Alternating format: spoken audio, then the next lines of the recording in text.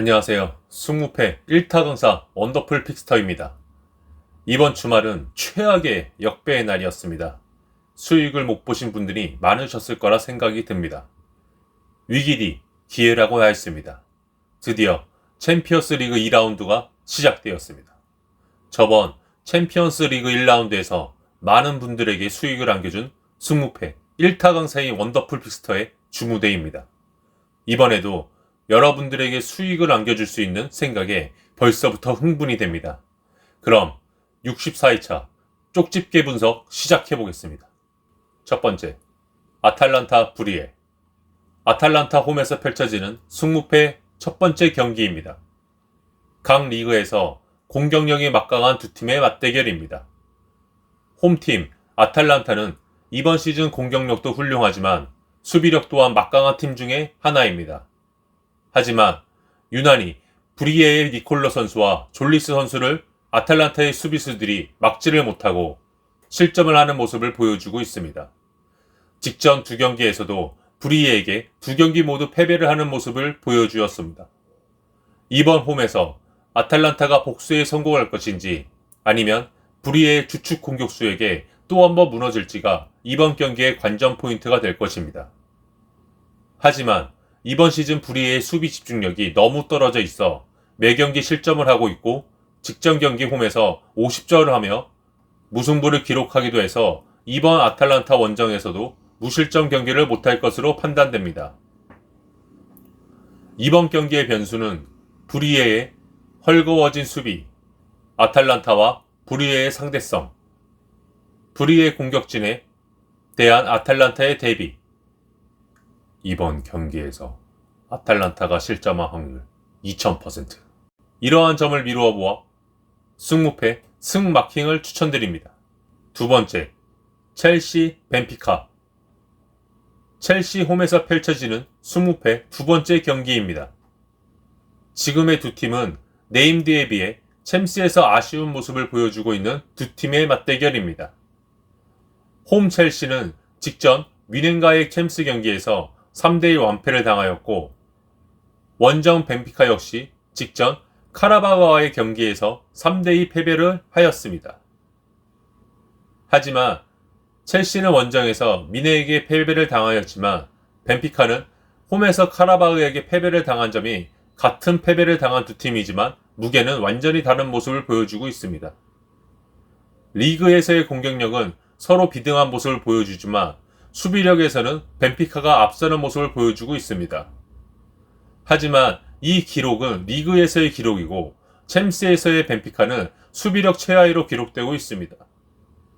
이번 첼시와의 경기에서도 카라바오 때와 마찬가지로 첼시의 역습을 막아내지 못한다면 참패를 면치 못할 것으로 보여집니다. 하지만 이번 챔스에서 첼시 공격수들의 부진 또한 무시하지 못할 것으로 보입니다.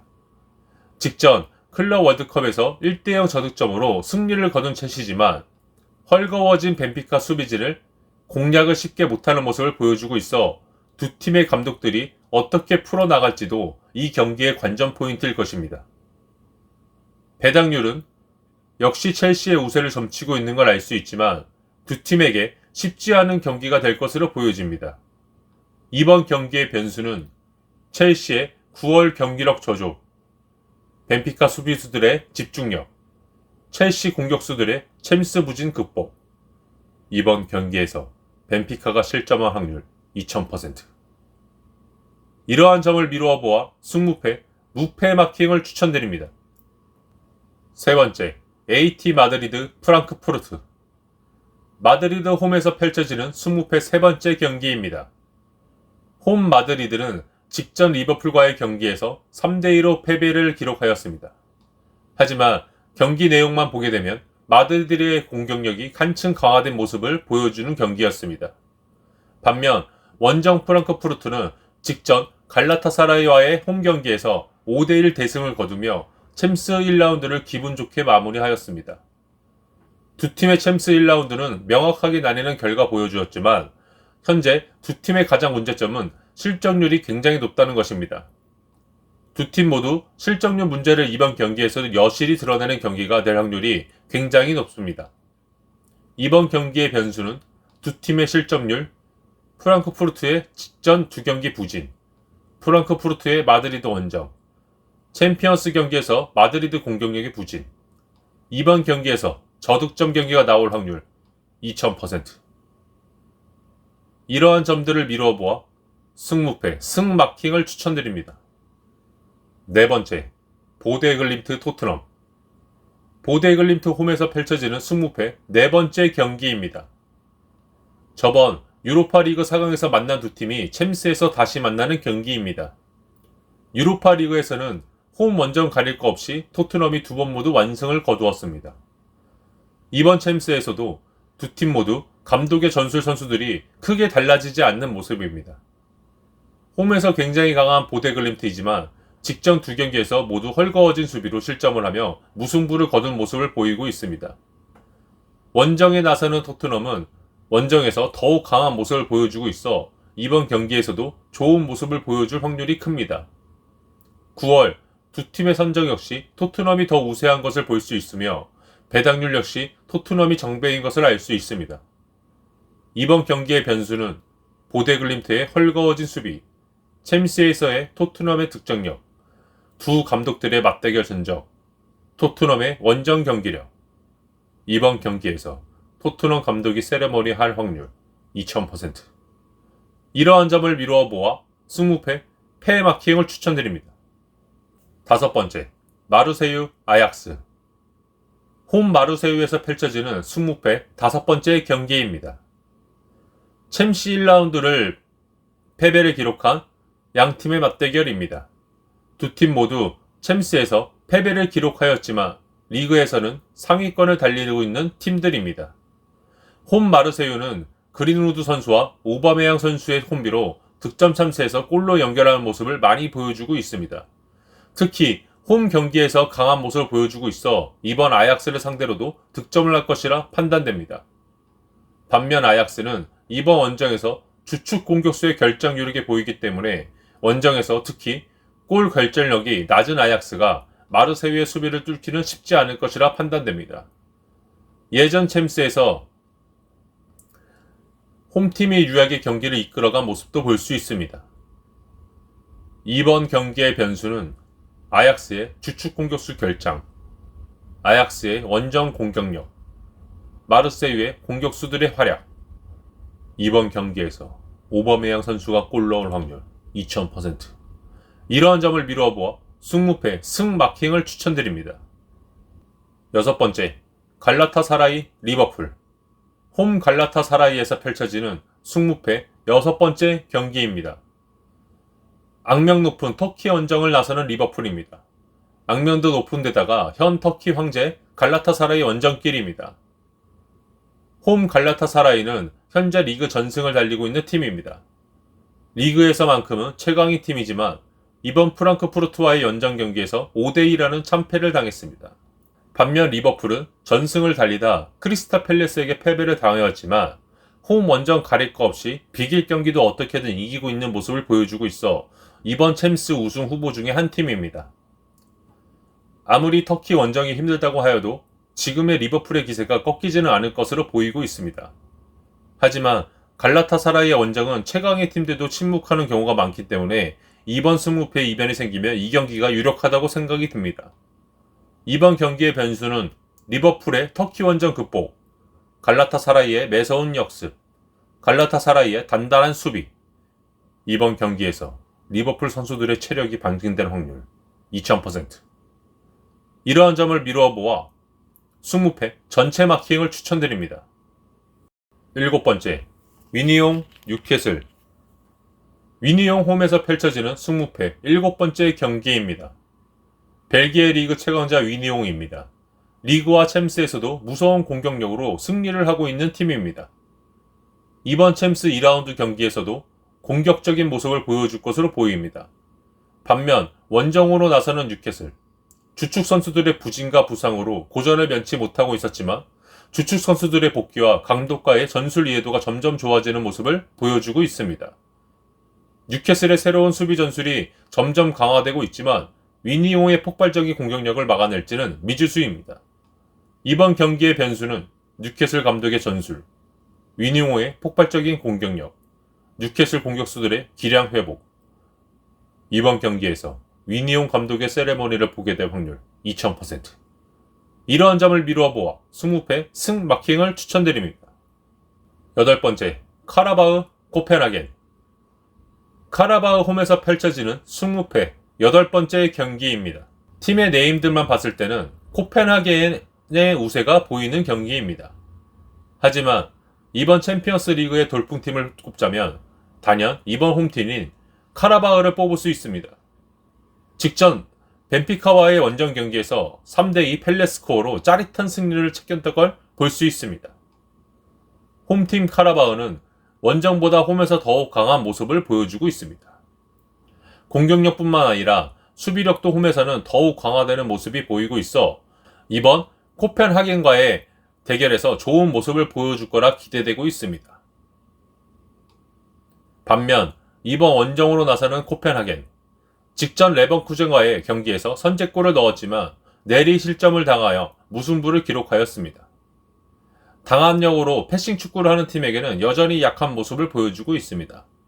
하지만 코펜하겐의 골 득점력은 카라바흐 못지않게 굉장히 좋은 모습을 보여주고 있어 이번 원정에서도 득점을 할 확률이 높다고 보여지고 있습니다. 이번 경기의 변수는 카라바흐의 팀 당압력, 코펜하겐의 수비, 카라바흐의 공격 전술. 이번 경기에서 카라바흐가 돌풍을 일으킬 확률 2000%. 이러한 점을 미뤄보아 20패 승 마킹을 추천드립니다. 9번째, 레버쿠젠 아인트호벤. 레버쿠젠 홈에서 펼쳐지는 20패 9번째 경기입니다. 홈 레버쿠젠은 직전 챔스 경기 코펜하겐의 원정에서 2대2 무승부를 기록하였습니다. 여전히 문제되고 있는 수비의 약점이 여실히 드러나는 경기였습니다. 리그 직전 경기에서도 수비의 부진과 더불어 공격수들의 부진까지 겹쳐 또 한 번 무승부를 기록하여 팬들에게 원성을 듣고 있는 실정입니다. 반면 원정 아이트호벤 또한 직전 챔스 경기에서 홈인데도 불구하고 위니옹한테 3대1 참패를 당하며 여전히 수비 후 역습 축구를 구사하는 팀에게 약한 모습을 보여주고 있습니다. 이번 경기의 변수는 레버쿠젠의 득점력 회복, 아인트호벤의 수비 집중력, 두 감독들의 전술. 이번 경기에서 아인트호벤 감독이 망연자실할 확률 2000%. 이러한 점을 미루어 보아 20패 승 마킹을 추천드립니다. 10번째, 비아레알 유벤투스. 비아레알 홈에서 펼쳐지는 20패 10번째 경기입니다. 홈에서만큼은 확실히 승리를 가져가는 비아레알입니다. 직전 챔스 경기 토트넘 원정에서 1대0으로 패배를 하였습니다. 하지만 다시 홈 경기를 펼치며 승리를 기록하였습니다. 홈 원정 경기력이 극명하게 나뉘는 팀인 걸 알 수 있습니다. 반면 원정으로 나서는 유벤투스는 작년 유벤투스의 모습은 찾아볼 수 없을 정도로 화끈한 공격력으로 무패를 달리고 있습니다. 블라호비치 선수가 부활하여 유벤투스 공격의 활기를 불어넣고 있습니다. 하지만 비아레아의 수비도 만만치가 않아 유벤투스의 막강한 공격이 먹힐지는 미지수입니다. 이번 경기의 변수는 유벤투스의 공격력, 비아레알의 수비력, 비아레알의 홈 경기력. 이번 경기에서 블라호비치가 선수가 골 넣을 확률 2000%. 이러한 점을 미루어 보아 20패 무패 마킹을 추천드립니다. 11번째, 나폴리 스포르팅. 나폴리 홈에서 펼쳐지는 20패 11번째 경기입니다. 리그 전승을 달리고 있는 무패의 나폴리입니다. 특히 홈에서만큼은 누구도 막지 못하고 뚫지 못하는 최강의 팀입니다. 반면 원정으로 나서는 스포르팅 또한 공격력과 수비력이 굉장히 좋은 팀 중의 하나입니다. 직전 나폴리는 맨시티 원정에서 빠른 퇴장으로 2대0으로 아쉽게 패배하였습니다. 퇴장 전까진 맨시티 홈에서 밀리지 않은 모습을 보여준 경기였습니다. 원정팀 스포르팅은 챔스 홈 경기에서 카이리트 상대로 4대0으로 대승을 거두었습니다. 하지만 이번 나폴리 원정에서 스포르팅 특유의 공격력이 통할지는 미지수입니다. 이번 경기의 변수는 스포르팅의 공격력, 나폴리의 점유율, 스포르팅의 수비 전술. 이번 경기에서 나폴리 감독이 소리 지를 확률 2000%. 이러한 점을 미루어 보아 승무패 승패 마킹을 추천드립니다. 12번째, AS 모나코 맨시티. 모나코 홈에서 펼쳐지는 승무패 12번째 경기입니다. 이번 시즌 모나코는 선수 개편과 성공적인 전술, 좋은 시즌을 보내고 있습니다. 홈에서의 경기력은 예전 명성을 되찾으며 좋은 모습을 보여주고 있지만 원정에서의 경기력은 홈 경기력이 반도 못 따라가는 모습을 보여주고 있습니다. 이번 챔스 원정에서도 대패를 당하며 원정에서의 한계를 여실히 보여주는 경기였습니다. 반면 원정으로 나서는 맨시티, 홀란드의 폭발력과 도쿠의 돌파력으로 리그와 챔스를 초토화시키고 있습니다. 이번 모나코 원정에서 두 콤비의 공격력이 폭발하게 되면 쉽게 경기를 가져올 것이라 보여집니다. 이번 경기의 변수는 모나코 홈의 경기력, 모나코 수비수들의 홀란드 집중 마크. 이번 경기에서 홀란드의 골을 볼 확률 2000%. 이러한 점을 미루어 보아 승무패 패 마킹을 추천드립니다. 13번째, 도르트문트 빌바오. 도르트문트 홈에서 펼쳐지는 승무패 13번째 경기입니다. 체격차가 확실히 느껴지는 두 팀의 맞대결입니다. 요즘 도르트문트의 경기력이 미쳤습니다. 매 경기 많은 득점을 하며 대승을 거두고 있으며 기라시 선수의 미친 골 감각은 예전 전성기의 레반도프스키를 연상시킬 정도로 골 집중력이 상당히 좋습니다. 이번 챔스에서도 고득점을 할 확률이 굉장히 크다고 보여지고 있습니다. 반면 원정으로 나서는 빌바오는 9월 경기력이 굉장히 안 좋은 모습을 보여주고 있습니다. 이번 챔스 원정에서도 참담한 경기력을 보여줄 것으로 보고 있습니다. 이번 경기에서 기라시 선수의 골을 볼 확률 2000%. 이러한 점을 미루어 보아 승무패 승마킹을 추천드립니다. 14번째, 바르셀로나 PSG. 바르셀로나 홈에서 펼쳐지는 승무패 마지막 경기입니다. 명실상부 챔스 결승전이라 해도 무방한 각 리그 최강팀들의 맞대결입니다. 누가 이겨도 이상하지 않은 경기입니다. 이런 경기는 승무패 전체 마킹을 하고 마음 편히 다른 경기를 응원하는 게 맞습니다. 이러한 점을 미루어 보아 승무패 전체 마킹을 추천드립니다. 이로써 64회차 승무패 분석을 마치겠습니다. 감사합니다.